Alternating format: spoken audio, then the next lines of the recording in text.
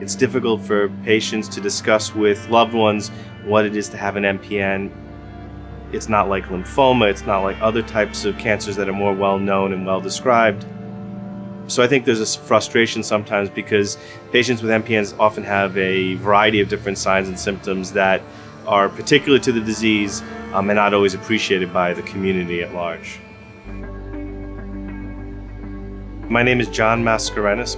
I am a clinical researcher in the myeloproliferative disorder program at Mount Sinai Hospital here in New York City. I would like to think that people who go into medicine have an inclination for compassion, but I just think I simply enjoy taking care of people. And I particularly find this field challenging and the patient population in need of treatments and support and hope. I'm specifically involved in clinical research or translational research where we work very closely with laboratory-based researchers that are investigating the mechanisms of the pathogenesis of MPN. And in doing so, we try to exploit what we learn in terms of translating findings in the laboratory to the clinic. The person who nominated me is Rachel Warbit, who's a social worker who I've worked with for probably 8 years in the context of our hematology and bone marrow transplant program here at Mount Sinai. I've worked with Dr. Mascarenhas for about 8 years at the hospital, starting when I was a new oncology social worker and he was just a fellow. And throughout that whole time, I've just observed him with his patients and seen just how connected his patients become with him. And it's something about just his natural way of his compassion and his kindness and gentleness that really reaches out and connects with his patients. I'd like to think that a bedside manner is still very important. There are a lot of brilliant people in the field, but I still think that physicians that are on the front line taking care of patients need to be able to speak to patients and exhibit empathy and compassion. In the last 5 years, there's been more attention to MPNs and patients with MPNs. There are a lot of patient support groups, listservers that MPN patients belong to, patient symposiums where physicians that have expertise in MPNs speak to patients, and the MPN Foundation has, I think, played a very vital role in informing and educating not only the MPN community, but the community in general of these malignancies.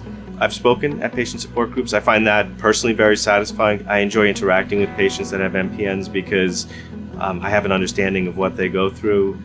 I'm involved individually with patients that I treat, but I also am involved in the MPDRC, which is a research consortium dedicated to investigating not only the scientific or biologic reasons that patients develop MPNs, but also to evaluate therapies for treating patients with MPNs.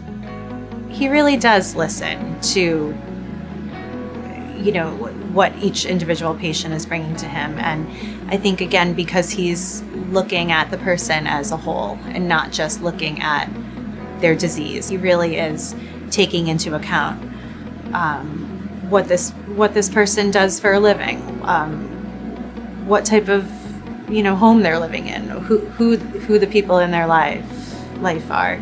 And he's taking all of that into account when he sees the patient in front of him.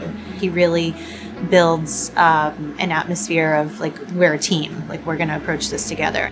I'm not sure that I would take that much credit. I have a little bit more luxury in having the ability in an academic center to be involved in clinical research and interact with people in this field that all have one sort of goal or purpose, which is to help MPN patients as a whole group of people. It's just so many of the small things that he does that adds up, and it means so much to patients. Like the example of he gives out his cell phone number. We made a deal right from the beginning that we would give our telephone numbers and be available 24/7 to patients. Not everyone agrees with that idea and plan, and sometimes my wife is not excited about it, but basically we are available. He'll come up to visit patients at the bedside during their bone marrow transplants. He'll come see them so often, even when he's not the doctor on service, just those small gestures.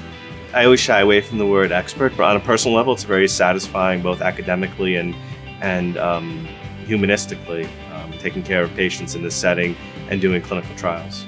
The satisfaction is knowing that there's a contribution to perhaps a greater good or a larger patient population than simply the patients that I'm taking care of.